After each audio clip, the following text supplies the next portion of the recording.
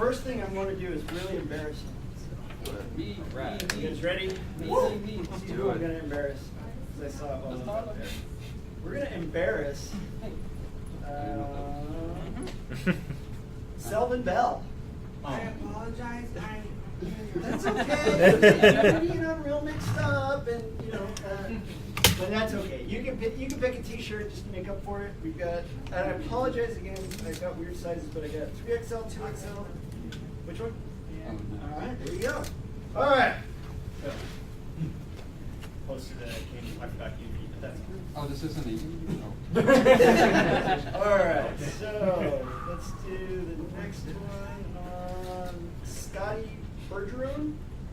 All right, I got small, 2XL, and medium left. Get up, man. Medium. Medium. Fire the cannon. Thank All you. right. Cool, I got the cool action shot. Let's see. Yeah, that would look good over there. Oh, this is a good one. Blake with the dog with the hat. Oh, there you All go. right, I got small and 2XL. Smallest you got. Smallest I got. That All looked right. good on that camera. Let's Huh? see. Watch that. It looked good on that camera. Is that webcam? No, it's just crappy webcam. Unfortunately. I'm on LinkedIn. Oh, it's Christian.Allen. Christian-Allen. Search Christian Allen Unreal. I just looked at exactly designer. Oh, just try backing out designer and just doing Christian Allen. That's what I found. There you go. First. All right. Yeah, by the way, pro tip for your LinkedIn link, you can actually change this because it'll default it to like your name with like a bunch of weird characters. But I think even if you're not printing, you can actually change it. So actually, it was Christian Allen. It was a bunch of numbers, and I changed it to Christian Allen Designer. Both on LinkedIn and on Twitter, I'm not the MMA fighter. I'm the game designer. So you see this dude kind of looks like me, except he's got his shirt off and he's all ripped. He's dead. We know. Is that your side gig? I don't know. Oh, Dash Ultimate Fighter. All right. Hold on. LinkedIn. Where we go? Oh, jeez. Just got 15. Alex English. There you I go. got small and 2XL. All right. I don't know if 2XL will shrink. Those kids can lose it. I know, right? Well, they All right. did not lock it. Oh, did And you? last T-shirt goes to. Oh, someone said something about Halo Reach. Who was that? Keith Parker. All right, you get the 2XL. All right. I'll give you $4. Thanks for going. No love for the program. We gonna take this Oh, off there and you make it go. Yeah. Okay, now we definitely are. Just kidding. Is anybody going to GC? Yep. No people? Not this year. All right. Well, I'll be at the Beer Games booth. Come by and I'll make sure to get you a couple T-shirts to bring back to AIE for everybody else. So, Someone bring booze. I'll be hanging around that booth the whole time. Y'all now have purpose. All except when I'm not meeting. Just find me and get a Right. So with that, I'd love to go into Q&A. I've kind of got as much time as you guys want to hear me talk. Happy to talk about, we can delve into, since I ran over, we can kind of just mix it up if you want to talk about specific questions about Parachess, specific questions about blueprints, or just more general questions. The one caveat I have is I generally don't answer questions about Fortnite. I already warned them, like, hey, don't answer. Yeah. So if I can't answer it, I'll just tell you I can't answer it. I promise it won't be as awkward as the Wendy's cashier the other day who decided to grill me about PC exclusivity regarding the Epic Game Store, which was super weird and awkward. I mean, normally when I run into people like in the public that recognize who I am, it's more of like, hey, I saw you, at the BAFTAs when you won this award. You're like, oh yeah. And this guy was like, I can't believe you. I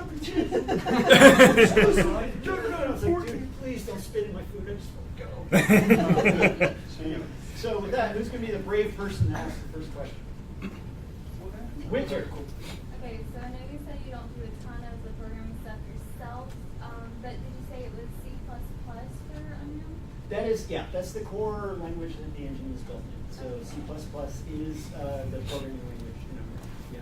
But the Parachess, that was all built in Blueprints. There's no coding that I needed to build any of that. It almost, the way you were Yeah, it really, what blueprint scripting is, like anything, like blueprint scripting, Lua, Python, they're a simplified language, a scripting language, that just makes the code accessible to people like me.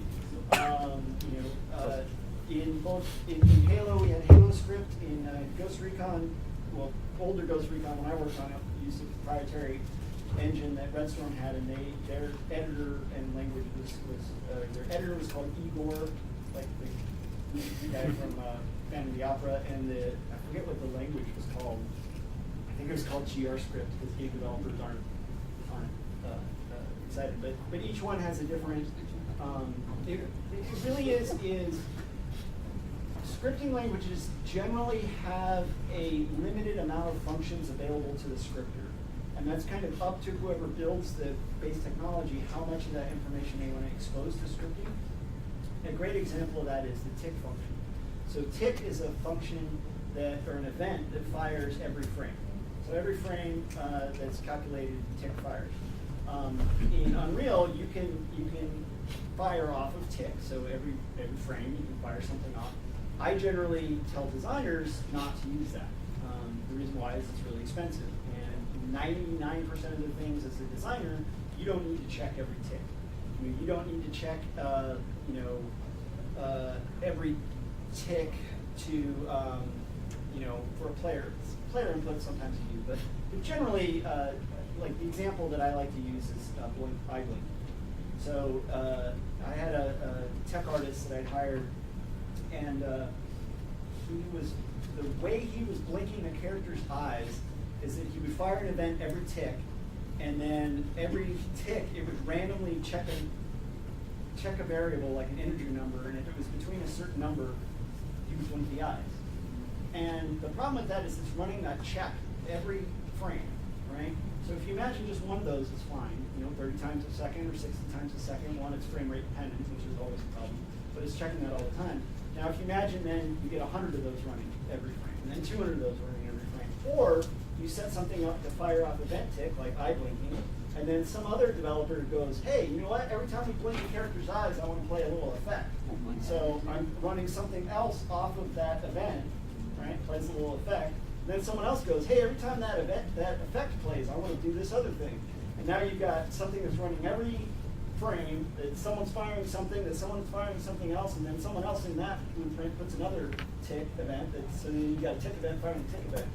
In the Ghost Recon engine, designers were not allowed to use tick. We did not have the capability to fire anything off tick. We could only fire things off timers. So what we had to do is, this is old school, back in the original Xbox, and that's why, it's because it was on the original Xbox, which was pretty underpowered. We had to use timers for everything. So I would to check to see whether the player had died in Ghost Recon.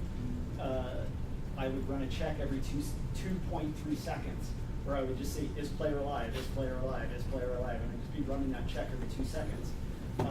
Because when the player died, and then it popped up, said mission failed, and then press A to continue, players didn't really notice when that happened in a 2-second window. You got shot, there's all these effects, and you're dying. They didn't notice whether that happened half a second after you died or a second and a half after you died. So it was okay to not be running that check every frame. Now, in Unreal, you can control how often you tick checks and all those things. There is control over it, but I just tell designers, don't do it. You really only need to use ticks when you need things that are instant reactions. So player inputs, mainly player inputs. There's a few things you don't want to, you don't want to check every second to see if the player's got shot, because if the weapon fires, 10 rounds a second, they might get shot 10 times in a second and just come and start reacting. I know I got beyond your question. So what would an alternative be? But you did answer my initial question. Okay, yeah. Yeah, go ahead. So what would an alternative be for letting someone know that the player died or took damage? Well, taking damage, something like taking damage is, you can fire it off the actual event of them taking damage. There are events that you can have that are event-based. So instead of having a tick checking every time to say, is player's health less than 100, then you can just have a custom event that's built in code that's basically anytime a player takes damage, fire these events. And in blueprints, you've got a bunch of those. You've got things like overlaps, takes damage, touches, all those different things. And in C++, if you want to get into the source code, you can expose events like that through C++, where you write a function that says, okay, anytime a player takes fire damage, I'm going to expose that to Blueprint. So that way the designer is just going, okay, anytime fire damage happens, do this. So otherwise they might have a block that would say, okay, anytime the player takes damage, check to see is it fire damage, and then do it. And so you're getting less checks running all the time. So it can be more efficient. And that's one of the benefits that code has over Blueprints is generally you can be more efficient with it. You back. I know you said there's a lot of free assets in the marketplace and stuff like that, and you can use them for standards. Could you actually ship say you liked the character from Paragon or something? Could you actually ship a game with a Paragon character? Yes. All right. Yeah. All So for there's two different types of licensing, and I touched on this. Basically, the free assets that are provided by Epic that are licensed to use or ship in any Unreal project. So anything that you use the engine to build. So you can get those Paragon characters, and if you want to build a TV show for Nickelodeon with those characters in them, you can do that. You're licensed to do that. For the other assets on the engine, you can use them, once you purchase them, you can use them in anything, in any engine, except for reselling the assets, the base assets themselves. So you can't buy a materials pack of 60 materials, add them to your 60 materials, and then sell your 120 material pack, if that makes sense.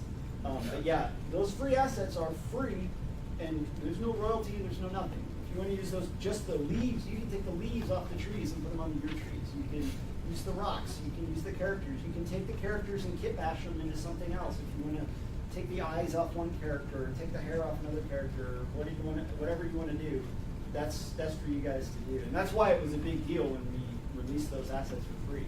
And there are games shipping with those characters in them. I've seen a few. There's most of the big games don't just use those characters as is, but some of them have. Some of the smaller, there's like a Bitcoin MMO that I saw at a show recently, and they were showing me this MMO where it was like you go around and they're using real Bitcoin or something, and I was like, that character looks really familiar. And I was like, oh, that's Twin Blast, but each character has a bunch of different skins, and there's this one Twin Blast, and he's in a trench coat, and he's got his two guns. And I was like, oh, that's Twin Blast, so pretty cool. And one more thing, what was your favorite project to work on? Favorite project to work on.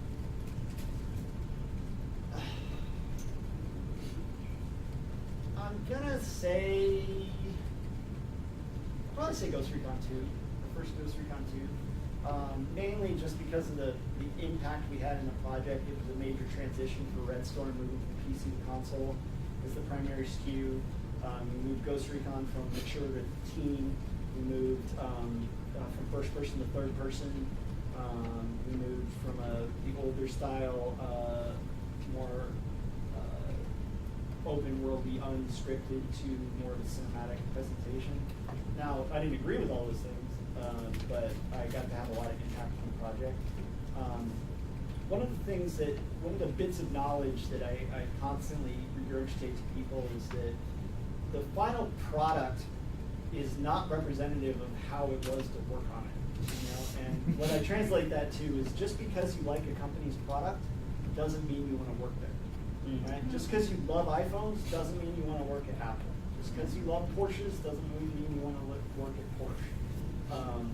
Maybe you love cars and you love Porsches, but if you go to Toyota, you are going to be a god among humans, right? Because you're that awesome of a car designer.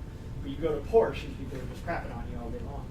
Now, that's not to say, it's kind of a weird example, but it's just that I think game developers, and especially aspiring game developers, because we tend to be gamers, we go, oh my gosh, I love Fallout. I just want to work on Fallout. That's all I want to do. And then you're like, sweet, you're the lead designer on Fallout 76. You ship it in 6 months, and it's going to be multiplayer.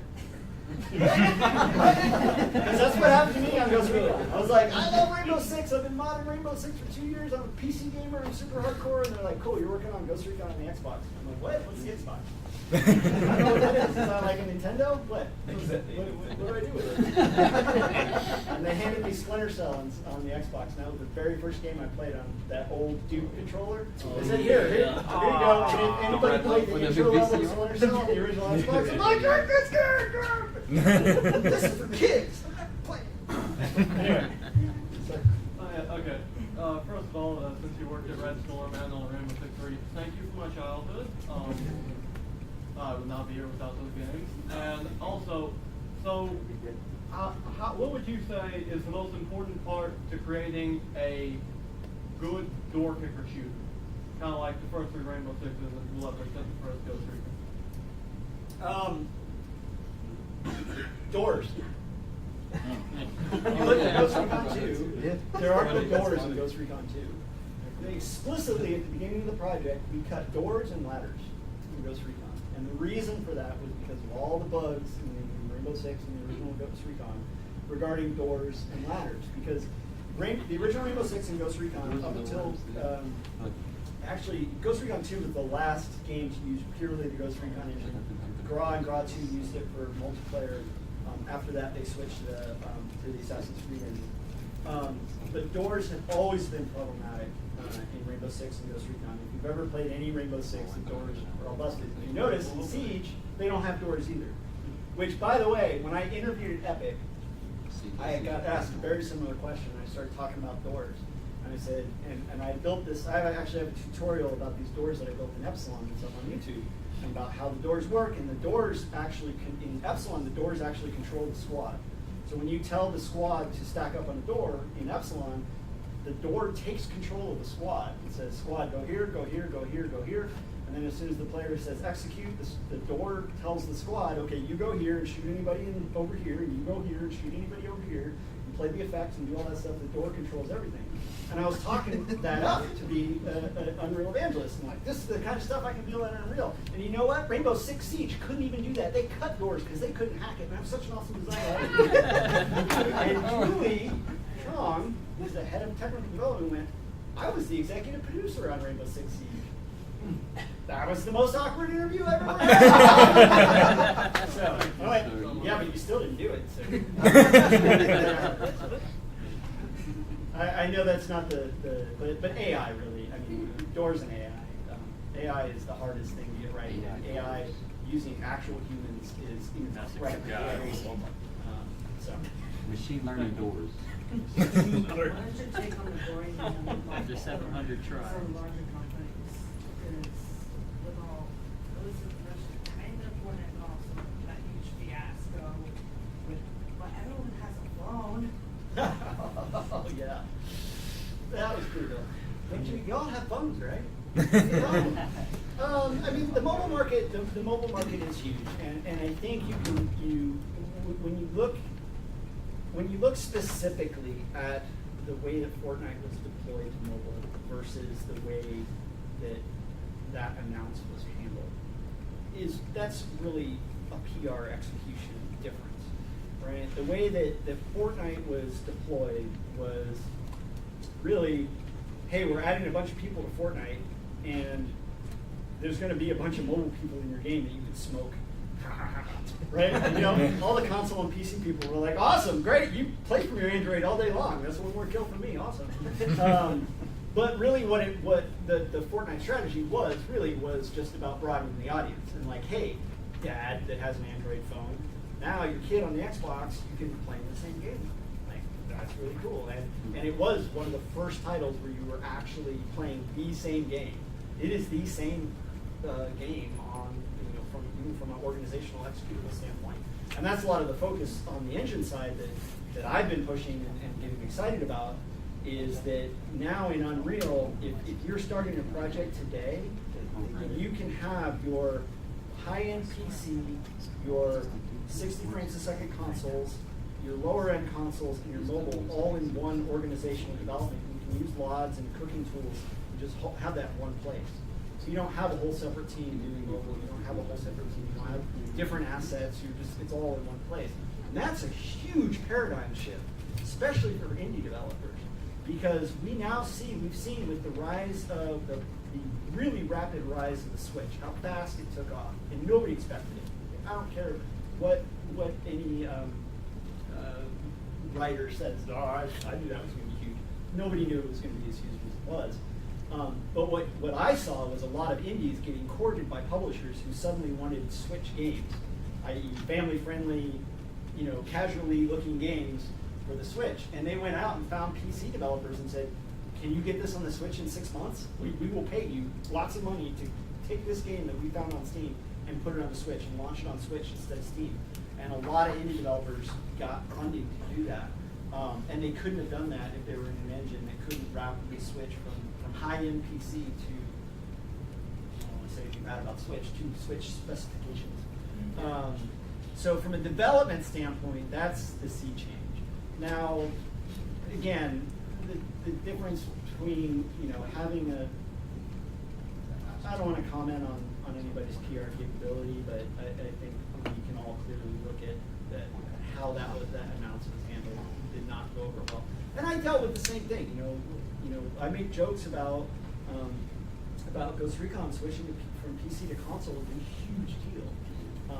And I knew for 6 months that the PC version was canceled before it was announced. So I was out doing press, like talking to gamers, and they were like, "When's the PC game version coming out?" Well, it's scheduled to come out in November, fall of this year. Well, what's the details about the PC? Well, it's scheduled to come out. Yeah. It's a personal computer device. Yeah. So that kind of PR is hard. I mean, for Ghost Recon Advanced Warfighter, we had to be very diligent in how we presented that a good chunk of the team was French, that was working on the game. Because at the time, it was really, there was a huge concern that the Tom Clancy fan base would freak out that non-Americans were working on the game. I mean, these days, everybody knows that all games are made internationally. It's just not a big deal. But in 2004, it was a huge deal. It's like really sensitive that you think 2004, people were pouring bottles of wine into drains and burning French fries and stuff, and our core tech team is French. Freedom fries. Freedom fries. So, have you met Tom Clancy? What's that? Have you met Tom Clancy? Or I you did get a not chance? meet Tom Clancy. No, Oh, he man. had Ubisoft purchased Redstorm from Tom Clancy. Oh, that's So right. I don't think I actually met him, but he never really ran Redstorm.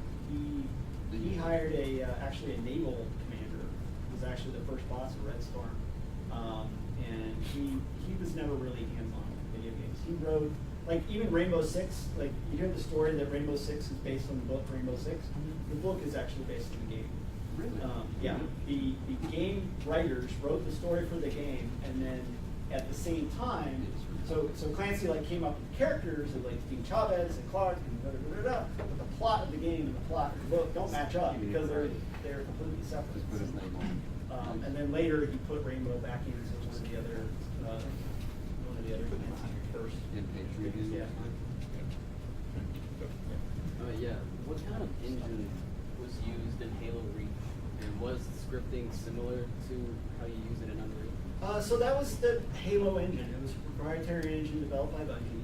I believe it was also used for Halo 4, although don't quote me on that. I don't know about Halo 5. And then for Destiny, Bungie at least started from scratch. Built a new engine. Jason Jones was working on that. This scripting language, Halo script was more along the lines of Lua or Python. It was more of a text-based language. I didn't do all that much for it because we also had an editor. We had an editor called Bonobo because all the editor variants were named after monkeys for some reason.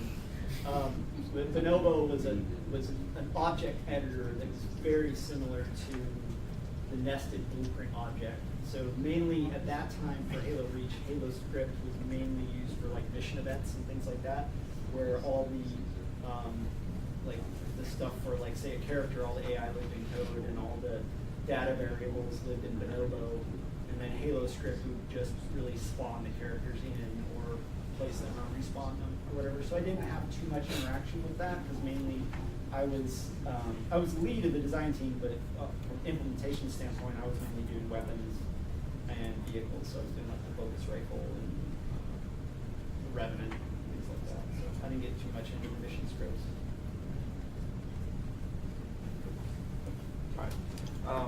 I'm an artist. I don't write code at all. I can't That's read okay. it. You talked can make a about game just like right. that. I know, right? That's really cool. Reuses.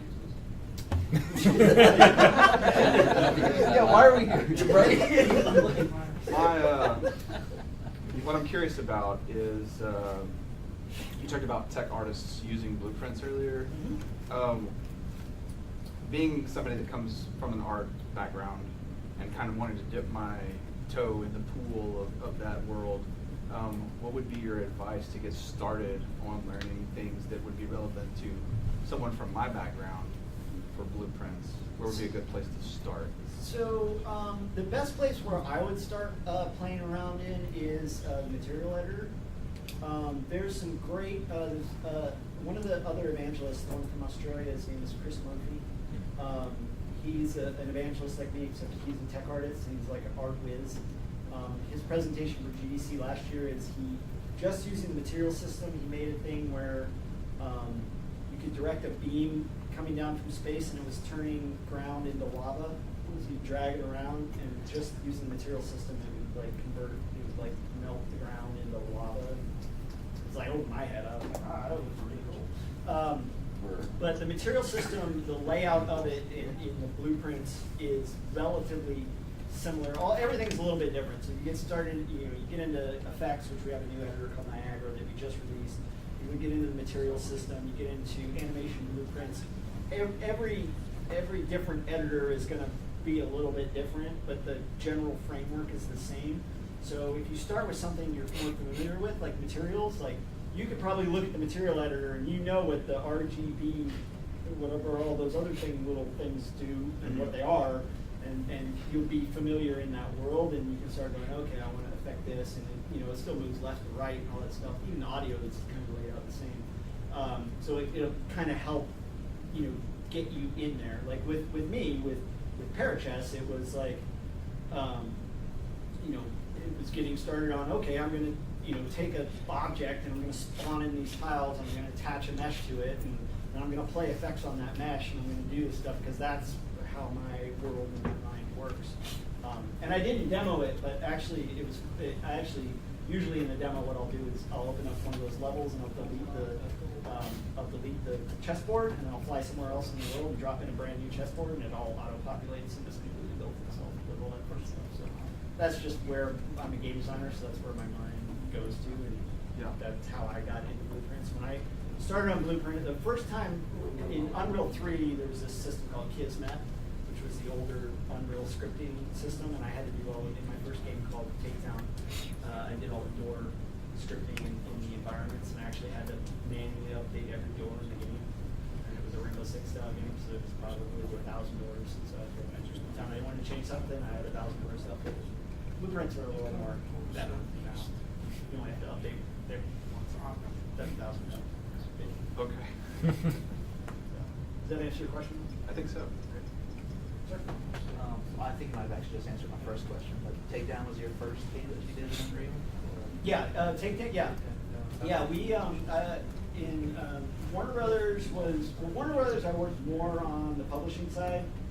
Shadows of Mordor eventually went with the Monolith, with Tech. Although they were actually, it bounced around between, that's another great example of a project that turned out well, but like slaughtered like 300 jobs in 2 studios in the 5+ years of development. But they started in Unreal 2 using a modified Unreal 2 engine. Then they switched to Snowblind Tech, which was used for Lord of the Rings, War in the North. Then they were evaluating between Crytek, Unreal 3, and LiftTech, and they eventually settled on LiftTech, and that's what they eventually shipped with. When I started my studio in 12, I ran a Kickstarter, and so I had Kickstarter funds. And at the time, it came down between Unity, Unreal 3, and Crytek. Crytek priced themselves out of the door right off the bat, which is probably why they don't really around much anymore. Like I went to them and said, like, hey, I just raised $200,000 for Kickstarter and I want to get an engine, and they gave me a quote that was more than 4 times that. said, okay, For the engine. here's your quote. Yeah. Did I miss the part where I said what my budget is? Unreal was a little more reasonable, and then at the time, people were telling me, like, if you're going to try to tackle a shooter in Unity, you're on crack. And I went, okay, that's good. Yeah, so, it was a good shoot. Unreal 3 was still rough around the edges, and it was a real challenge to do anything that was not Gears of War-y. Like, we had like even just in Unreal 3 and Takedown, I spent a good amount of my engineering development just getting dead bodies to remain in the world. And in fact, in the shipped game, they would eventually disappear, no matter what. Like we just had a timer that ran for like 100,000 seconds because like it gave up just trying to permanently have bodies stay in the world, because that's not what Unreal 3 was designed to do. Bodies should disappear. And even like the engineer that I hired from Epic, and I was like, I want bodies to disappear. And he's like, why? Or not disappear. And he's like, why? And I'm like, well, because it's like a realistic game. We don't want bodies to disappear. He's like, that's really inefficient. I went, yeah, I know. He's like, well, you shouldn't do that, because that's not the Epic way. Unreal 4 is more. Unreal 3 was really built really for dirty around AAA here on these developers. dead bugs. Unreal 4 is built for more everybody. Good shit being developed. Yeah, so I did have like It's a little bit a second one, that's okay. What is like a predicted, let's say, a life cycle of an Epic Games game? Like, let's say you decided tomorrow you're going to start on the next Unreal tournament, please. And like, how long would you spend in like a designing phase, like a planning phase, programming, etc.?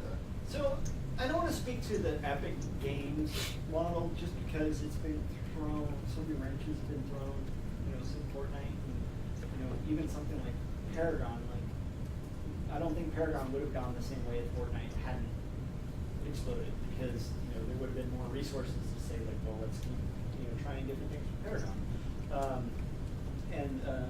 There's other things that resources get pulled and taken away. But generally, if you look at a general development cycle for a game, generally looking at about 3 years for AAA. Usually, the first year is 6 months in concept with a very small team. Halo Reach was 5 people for the first 6 months. It was myself, Marcus Lito I was the lead designer. Marcus Lito was the creative director. Joe Tong was the producer. Chris Carney was kind of multiplayer environment, and Chris Opdahl was single player environment. And so it was kind of 5 of us for 6 months, just kind of coming up with what Reach would be. When we started, the Reach was Halo without Master Chief. That was all that was there. It was like, do Halo that's not Master Chief. Okay, and then at a certain point it was like, well, maybe we do like a probably a little more like Battlefield style big game with 100 players. Different stuff about story, and then kind of got settled on with Reach, and the Seven Samurai concept, and the Magnificent Seven. And even though one of the designers from Halo poo-pooed that, whatever. Anyway, long story. But so you generally look at about a year of concept and pre-pro, year of full development, like just heads to the wall making stuff, and then 6 months of beta, alpha and beta, and then 6 months polish. That's the general 3 year development cycle. It can be more, it can be less, depending on the title. After Earth, I joke about it a lot, but After Earth, when I started working on that, I was working for Overbrook Entertainment, which is Will Smith's production company, and they had so many shit video games of their properties that they said, well, we'll hire a video game person that actually does video games, so that we don't end up with a shit game. Now, unfortunately, I ended up with a shit movie, but the game was actually pretty good. It's a triple round game made by Behavior. It was an alright game. But right off the bat, they said, hey, we got these people. They're pitching. They said they're going to build this AAA shooter, third-person shooter, set in the After Earth universe. We're going to do it 18 months for $13 million. And I said, they are snowing the hell out of you. They're on crack. There is no way that's going to happen. And that's why so many crap movie games used to come out, because movie people didn't know anything about video games.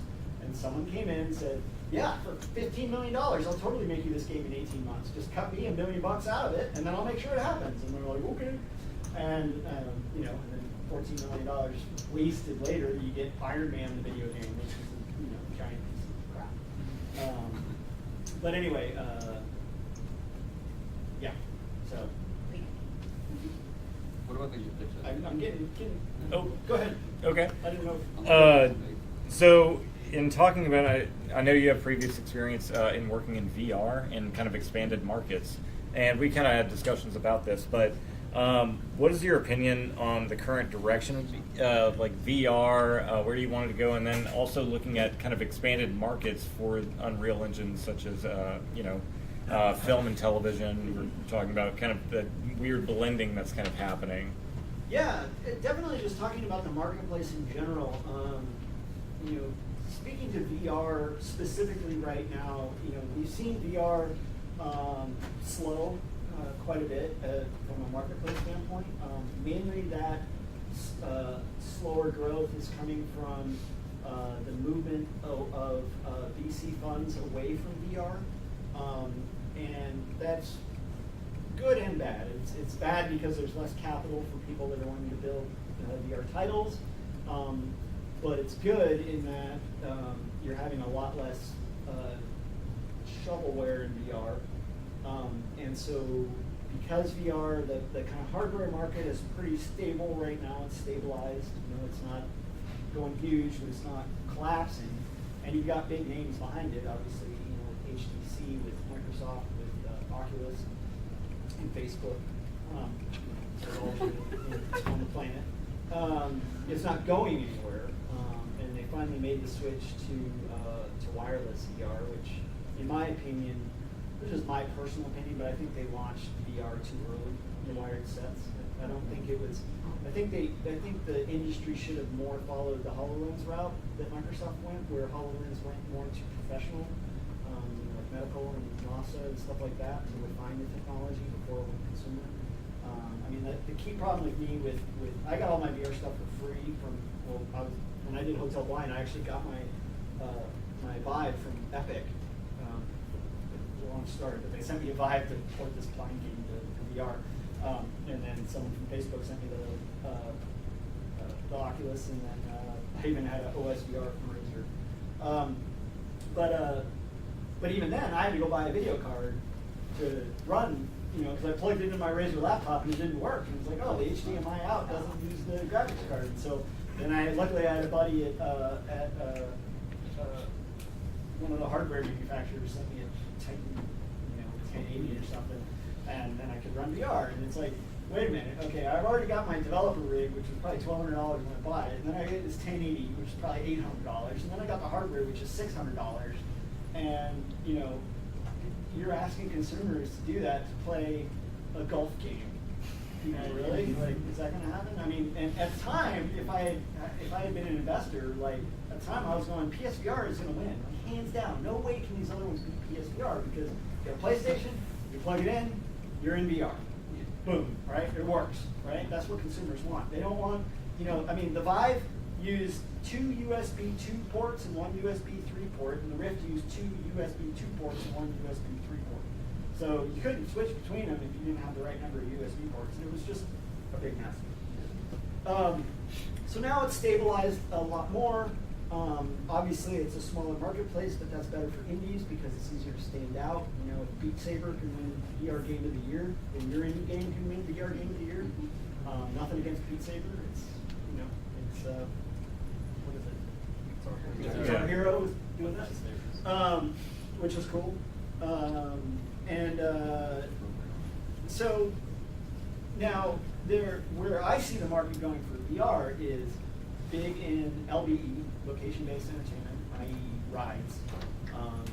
Whether that's more I know they had to scrap recently. They had one where you were on a roller coaster and you put the VR while you were on a roller coaster, which to me that just sounds like a vomit rocket. But I guess it was really popular, but it was too inefficient in a park setting where they had to clean the sets each time and cycle it to the next person and then get them fitted, and it just wasn't. Can you imagine the Disneyland lines trying to move all those people through, and you got to fit them all with VR headsets every single time? It was just untenable. But more the set piece rides where you're paragliding or you're doing this thing, or I've seen LBE stuff where the stuff of Star Wars, which is built in Unreal, the the Star Wars experience at Disneyland is actually really, really cool, where they combine VR with the physical location. So the very first time you're in the VR headset, and it's like, okay, Rebels, our first thing is we need to, there's these 3 buttons, and we need to figure out how to open the door. Use these buttons. And you're like, whatever. And you're like, oh my gosh, there's actual buttons here. Oh, this is so neat. And they're like, go grab your gun. And you're like, okay. And you walk up. You're like, oh my gosh, there's a real gun here. And then you peek out, and it's a Ghostbusters blaster, because they use the Ghostbusters for stuff over again. Ghostbusters didn't do too well. But anyway, it's really, really super cool. It's this combination of stuff. And I think too, that's where you're seeing, obviously AR, the combination of using things in new places. I mean, Pokemon Go, obviously, just the whole idea of location-based of AR. You're going to continue to see stuff. I think concerts are doing really, to the latter part of your question, like some of the concerts doing stuff with AR, where half the people are looking through their darn phones anyway, but then they're looking through their phone, and a dragon flies over, and you're like, oh my gosh, that's so cool. Some of that novelty will wear off, but I've seen some really neat presentations combining location-based stadium-type stuff with AR, with also combined with screen-based entertainment built in Unreal. I don't want to say the name, but there's one that I've been working with that's coming out of New York, and it's combining. I'm trying to think of what I can exactly say. It's combining a worldwide indigenous musical presentation with a visual screen-based presentation with AR, all together into one experience. And musically, it's amazing. Culturally, it's amazing, and it's just amazing all around. And I think that kind of stuff, when we talk about enterprise and using Unreal in enterprise, there are so many things that you don't know that Unreal's used in. The Weather Channel. Remember when they had big floods in Harvey? And if anybody saw the Weather Channel where the lady's standing there and then the flood waters start to rise and cars are floating by her and everything, that's all built in Unreal. So using game technology for real-time television production. We've got Nickelodeon shows. The movie that just came out with the guy from The Office. I'm so terrible with names. I'm really good at it. Steve Carell? Mark? What? Steve Carell? Yeah, it was with Steve Carell, where he's... Yeah, where he's got World War II toy soldiers. That's all built in Unreal.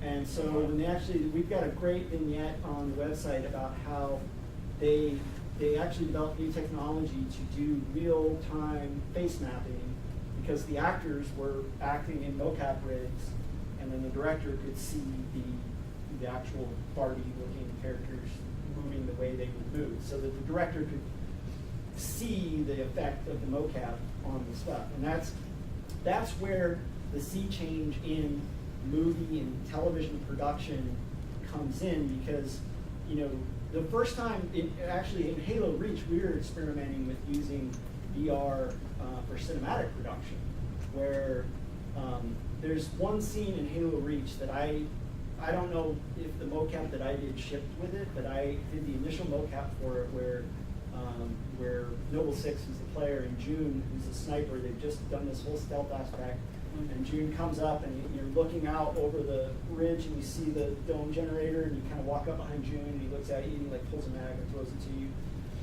All of that mocap was me. So I did June first, like I'm sniper, and I come in and I like look over the ridge and I'm like, oh yeah, I'm sniper guy, oh here's Samantha, okay. Then I went back and I put the VR rig on, and I could see June, who I just mocapped, in the scene moving. And then now I was the player, and I'm like, oh, wow, reach out, thanks, I'm going to stick this in my gun. And it was just me, and I just went through and did cycles and cycles and cycles. But because I could see the other characters, like, you don't understand, an alternate example is for Gra 2, the cinematic. There's this scene where a guy needs to, where a guy shoots down a helicopter. This helicopter comes in, and he pulls out a rocket launcher, and I remember the exact motion, because he goes like this. He pulls out the rocket launcher, and he kind of settles it like this, and then he shoots the rocket. And the reason he did this was because the actor was in a mocap suit, and he didn't know anything. He was a French stuntman, doesn't know anything about rocket launchers. I'm standing behind him with this big tube, and he goes like this, and he puts his hands up like this, and I just set the tube in his hand so that he had some weight. But you can actually watch the cinematic of him reaching his hands, open up like this, and he gets this too, but it just doesn't fit. It doesn't work, right? Because it's all fake. And he also didn't know where the helicopter was. So he's kind of like, yeah, there's a helicopter over there. I'm going to shoot it. And so like we had to wait in the animation until he was lined up with the helicopter, and then none of his hands move or anything. His body doesn't react, and this rocket shoots out, and he kind of goes over here, and then he like recoils backwards because he didn't know where the helicopter. So he just kind of did this, and did this. And you see that a lot in movies, right? You see that in the original, in the Star Wars prequels, where you can tell that the characters in the green screen arena aren't looking at anything. They're just in a green screen space. Where if they could put it on VR, or even if just the director can see a real-time rendered in-engine while they're filming, the director can look at a scene and go, you know what, this looks cool and all, but we got the bat symbol up there, and that building over there is distracting to it. So bring that building down 3 stories. Boom, boom. Okay. Oh yeah, that looks better. Okay, cool. It's not 6 months later in post doing editing, going, oh crap, that building we shot is way out of scene. So we now we got to fix Superman's mustache. It's going to take $60 million. Yeah, $60 million. Does that answer your question? Yeah, absolutely. Awesome. That's fantastic. Sir. You said that the latest Unreal Engine is pretty friendly towards pretty much anyone, but only smart, awesome people. People like us. Sure, I'm one of those.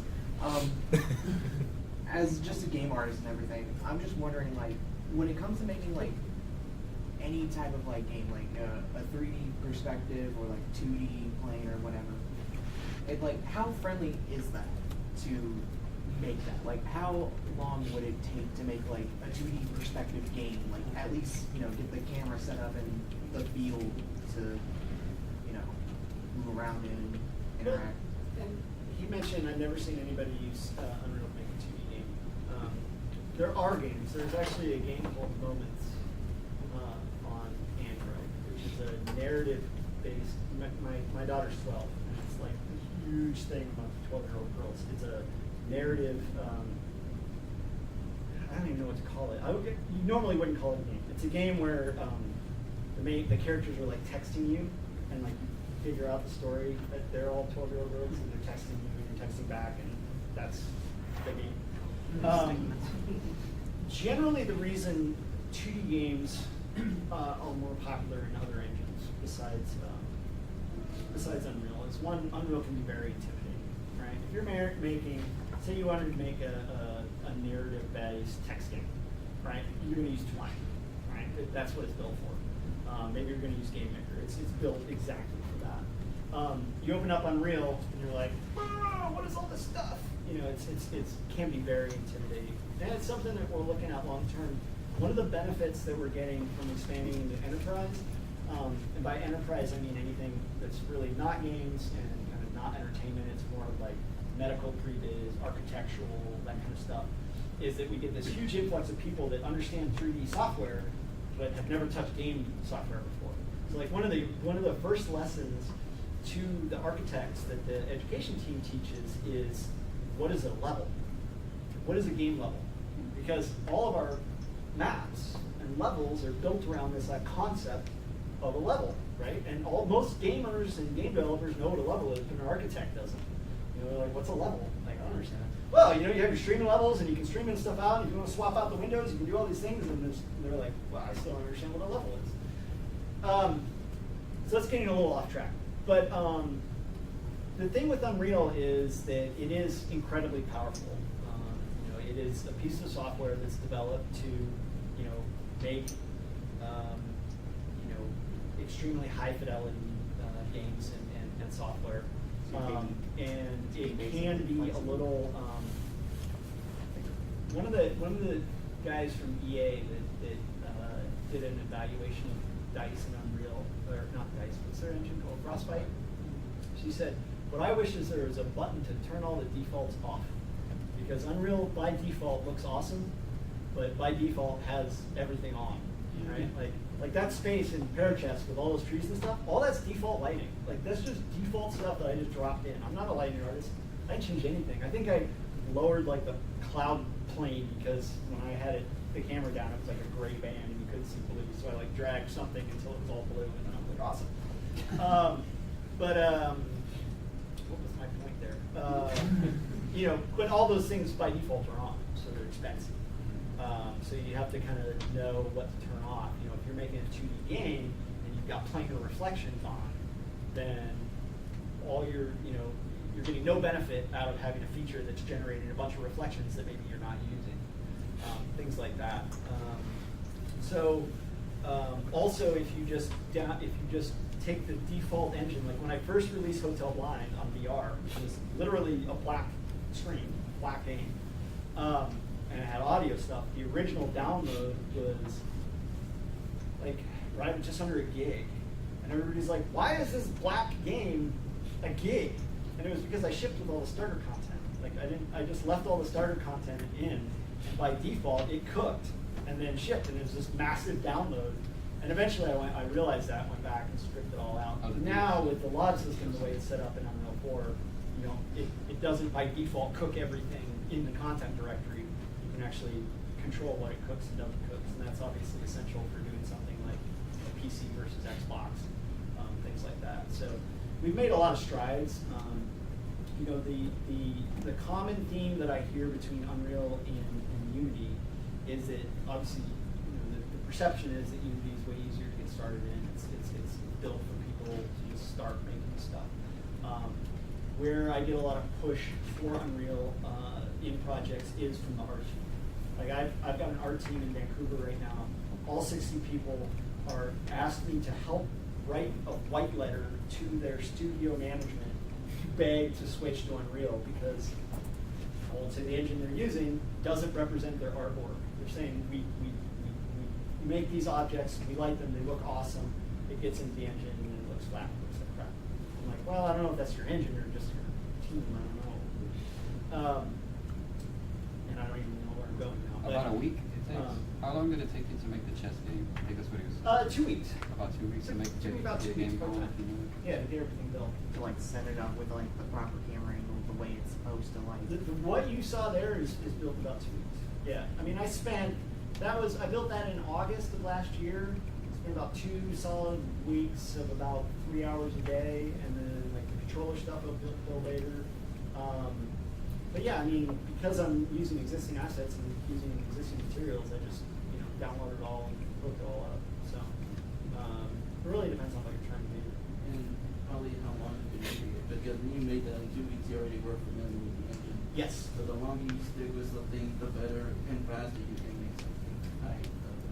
Yeah, that's true with any software suite. So anything that you're more comfortable using and you understand the language and you understand the organizational flow of the technology. Now, what I always tell students is you should be well versed in Unreal Engine. If you want to get a job in the industry, you don't want to walk into a situation where you're like, oh my gosh, I got this job offer, I got all this possibility, and I only use Unreal, and they only use Unity, so they said no. That's just the reality of the situation. You should be familiar, at least familiar with enough to bluff your way through the interview, and then you can just bone up for the next few minutes. Right? Does that answer your question? Yeah, kind of. I know I ramble on it. I apologize. I'll do follow up after we get to Matthews. Okay, so whenever Paracheckers drops, right, are you going to use the previous blueprints for it, or do you like to start over and maybe think of a better way to do it, a different way to do it? This one, actually, I probably, at some point, I'm actually going to nuke a lot of it and redo it. And the reason, there's 2 reasons for that. For one thing, I didn't start it the epic way, i.e. the game rules living in the game mode. And if I ever want to release this as a blueprint to game developers using Unreal, I shouldn't as an evangelist be like, this is the way you should do it. I didn't, but you should totally do it that way.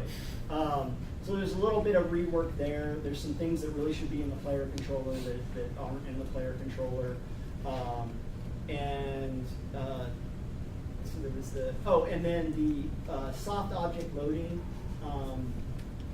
I want to rework those to use blueprint interfaces.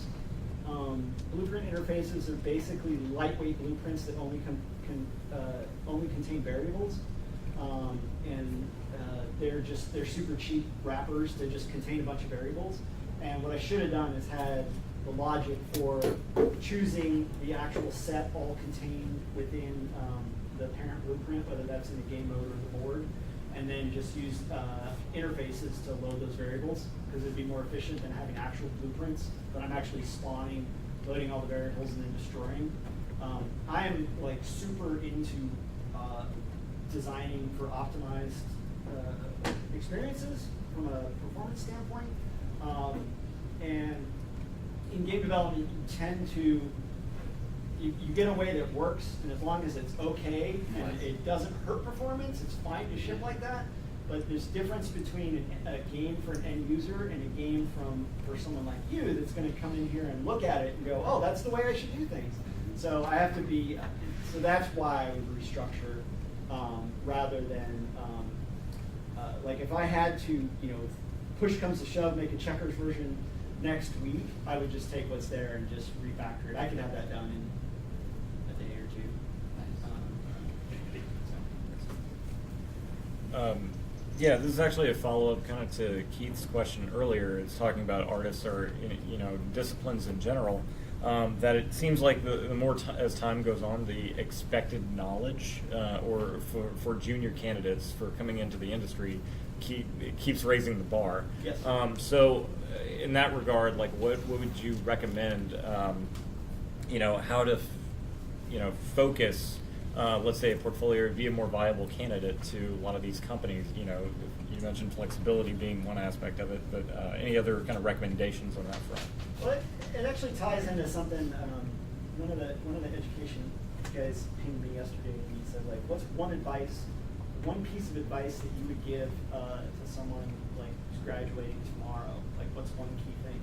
And of course, my 5-paragraph answer that I typed on my phone, he then came back and said, well, Chance, who used to be community person, Chance said just ship games. And I was like, oh yeah, that's really good. Yeah, that's what I meant. Yeah, ship stuff.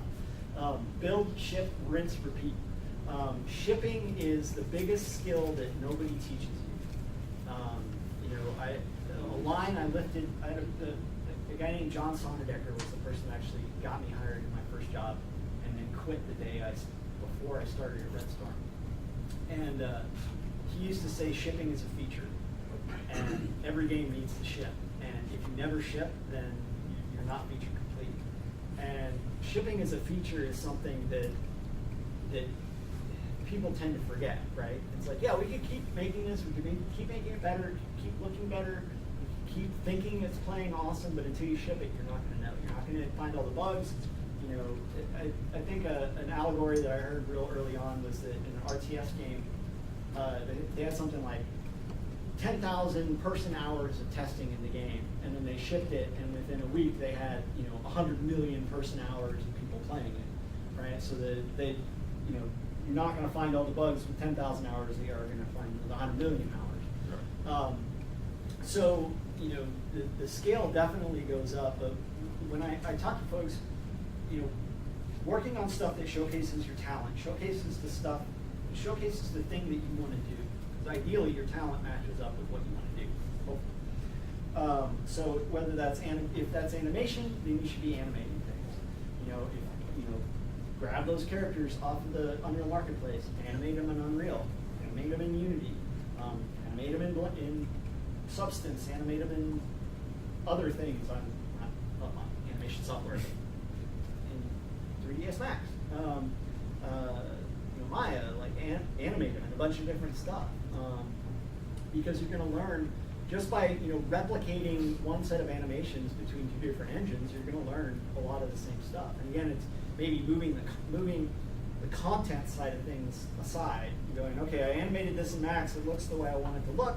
It's cool. Now I'm going to build an animation blueprint in Unreal and figure out how that works. And I'm using all the same content. Oh, if everything's shifted 90 degrees, why is it like that? Because I imported it from Max or Maya or whichever. We had this thing in the Halo engine where if an object was animated or built in Maya, it would rotate one way 90 degrees, and Max would rotate it the other way 90 degrees. So we couldn't just have a script to rotate everything 90 degrees. It had to detect what file format it was in. I don't know what's wrong with our industry that you can't get things rotated the same way.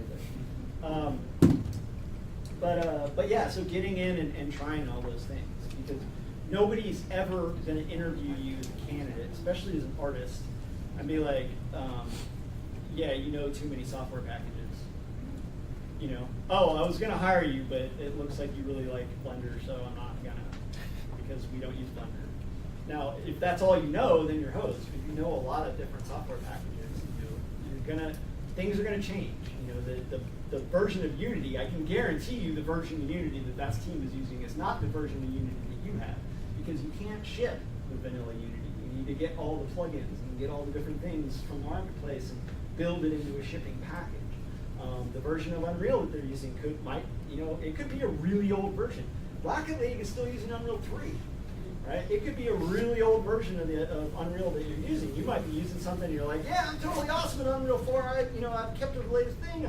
I rock at Niagara. And they're like, yeah, cool. We never upgraded to S4.08. And that's just what we use. And you're going to use that forever. And you're like, uh-oh. So you're going to have to be flexible in your technology. And that's not even getting into Frostbite or Anvil, which is the Assassin's Creed engine. Like Ubisoft uses almost all proprietary technology. EA uses almost all proprietary technology. So you're going to have to be able to walk into those studios and utilize their technology. Now mods can help with that. You know, if you go get their games and they allow modding, you can get an idea of how their stuff works. So, but yeah, you have to be flexible, unfortunately. Right. Thank you. All right. What would you like to see improved if they were to make Unreal Engine 5? What would be something you'd like to see improved about the Unreal Engine?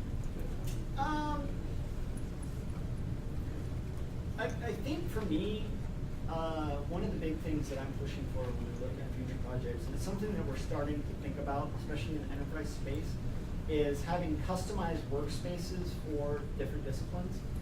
You know, everybody right now, when you open up Blase Unreal 4, you get the same thing. Like the window that you saw is exactly the same, except on the left-hand bar, there's a thing of like objects that you can drop into, different things that you can drop into the game. And that's one of the reasons I try not to customize my stuff as much as I normally would, because I have to demo it to a lot of people. And if I customize my layout to be completely just how I would like it, it'd be completely, nobody could ever follow along, right? By having custom workspaces to where, an environment artist opens the engine and it, by their default settings, just opens it up and it's all streamlined for what they're trying to do. An effects artist opens it up and it's all streamlined for what they want to do. An architect opens it up and it's all streamlined for what they want to do. Like, I think that is, for me, can be a huge push, to remove a lot of the intimidation that exists within the engine, because it is intimidating. It's still intimidating for me. I haven't touched Niagara yet, because I just have been like, I haven't got into it. I don't have time to really dig into Niagara and figure out how to work it yet. Thanks for coming. But I think in the future, having those workspaces to where an animator doesn't get distracted by a million different things. So they can just come in and animate or rig or do the things that they want to do. And maybe we change some of the language that we use in certain places of the engine to match that discipline. So where maybe even you see a little bit different language as an animator than you might see as a blueprint scripter. To where we have variables that match up more with that discipline and things. I think that, to me, could be a really huge win for Unreal. I have one more question. Yeah. Is there a difference the way, let's say, is there a different way to approach the Unreal Engine? Is there a way to approach making a game in the Unreal Engine? Is it different if you were to make a more realistic game versus a stylized game, or are they similar? So photorealistic versus stylized really comes from your assets, right? What you're going to spend more time with a stylized game, you're going to spend more time on your post-processing effects. You're going to spend more time on your camera, right? So Epsilon, which released in Unreal 4, was a stylized game, and we actually developed a style for it while I was working on a science fiction game. And and my art team came up with this post-processing effect. It was kind of like a cell-shaded style post-processing effect mixed with a bunch of other words that I didn't really understand. It looked kind of like comic booky, but not. It was like had a combination of like comic book style with hard metal objects. It looked really cool. And the sci-fi game didn't end up taking on, and so we just applied it to a tactical shooter, and it looked really cool. Like, as long as it wasn't like cloth and plants, it looked awesome. So like on the characters, we ended up with characters with all like metal armor, like even though that's like the most unrealistic thing ever, it looked super awesome. So we went with that. It looked really cool on guns and helmets on glass. What we ended up doing then is then that drove content, because what it looked really good on was metal type objects, metal materials with really clean colors and really clean lines. And so that led my art team to making environments that were really simplistic from an art standpoint. You know, like monocolored walls with like, you know, one color stripe down the middle, because that's what looked really good with the post-processing. Because when you got a lot of little details, the post-processing effect started to dither and look really crappy with a bunch of little stuff on it. And it just kind of washed it out and made it useless to even have the detail. So kind of the aesthetic drove the post-processing, and then the post-processing came back and drove the aesthetic.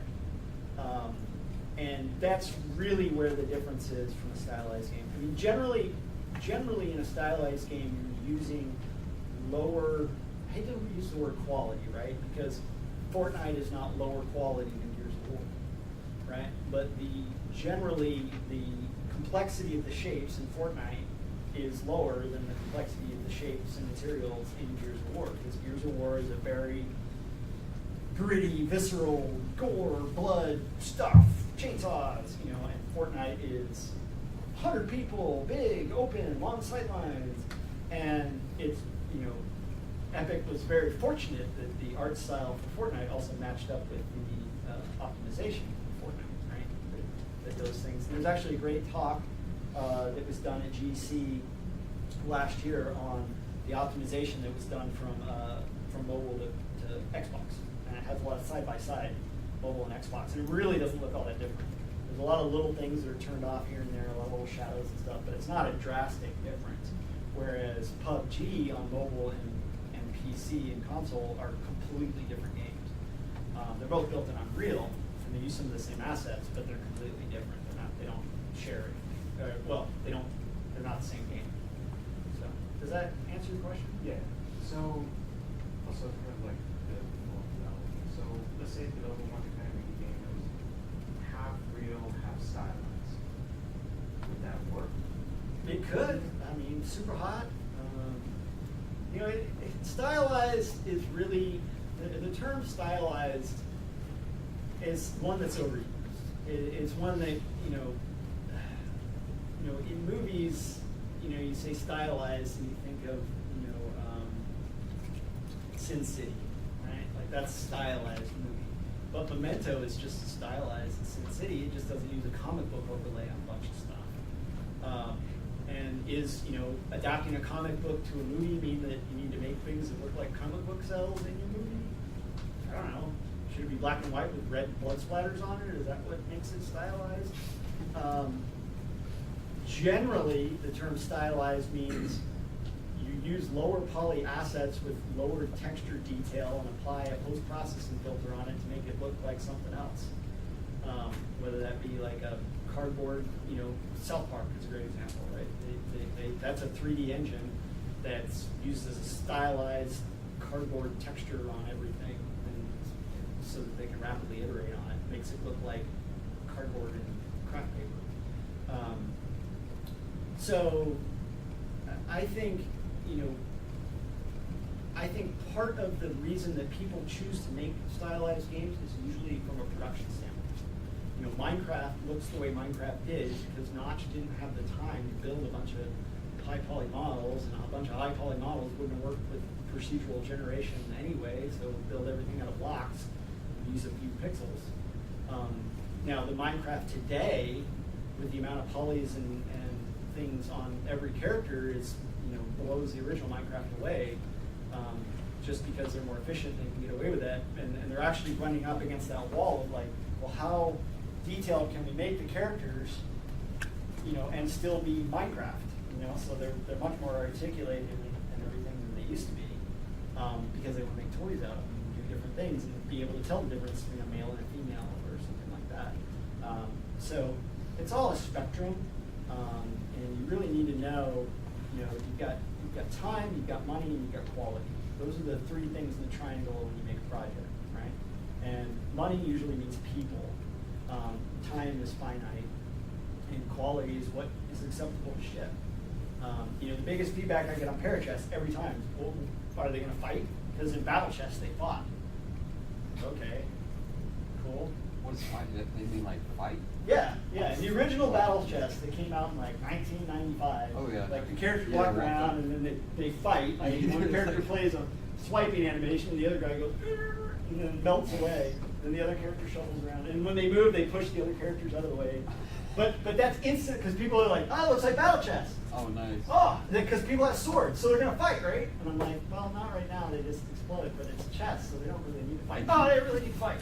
No, it's like when you talk about how proud you were of your timer, like just talk about that mechanic, Yeah. and the syncing of that, and then just thinking about how much of a nightmare that Oh, synced animations. I did work with synced animations, and first did it on Halo Reach with the assassinations. That was the first time I ever dealt with synced animations, and then later on Shadows of Mordor it was crazy. But yeah, I probably actually will have.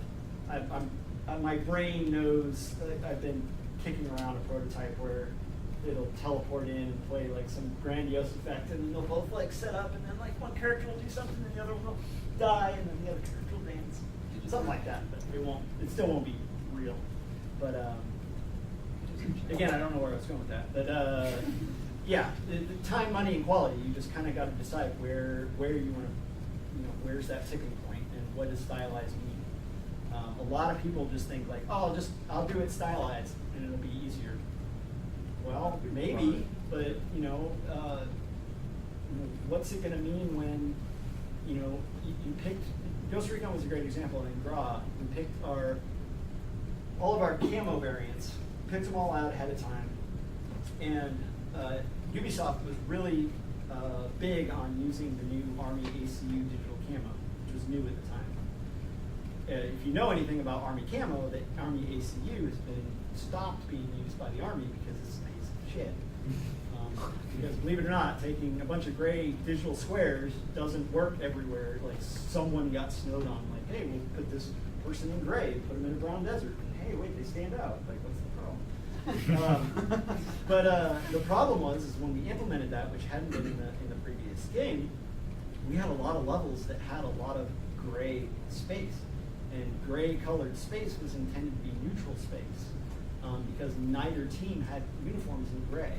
We had different variations. We always had Koreans would be in this like darker green, brighter green, and the Western forces would be in this other color green, so that you would know, oh, I'm on my team. This color green is my team. This other color green is my team.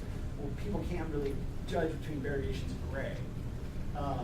So we had to actually go through and like rethink a bunch of levels because the gray team was like murdering the other teams because they blended into the background, and then all the guys and gals in green like popped out from this gray background. So you run into things that you think wouldn't affect game development at all.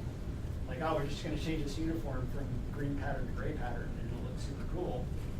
And then all of a sudden your multiplayer balance is totally hosed. You have to go back and change a bunch of things. So, example of some of the things you're on too. Thank you. That was a really long question. Very stylized. Any other questions? I think it's a good time to start wrapping up. So. All right. Well, thanks very much for your time. I appreciate it. Thanks for listening to me today. Thank you very much. Always follow me on Twitter. Hit me up on LinkedIn. I forgot to make my joke about Facebook. I'm not sure on Facebook. Facebook, not so much. Yeah. I don't need to see pictures of my kids. Formality. So, LinkedIn is great. If you want to message me, LinkedIn is usually the best place to message me. If you have questions or want to hook her up or anything like that. Twitter messaging is just a mess. Sometimes I miss it for like a long time. It's like I get a lot of spam on Twitter. So say not so much. Awesome. All right. Thanks Thank for your you. time. Appreciate it. Grab some stickers if you have.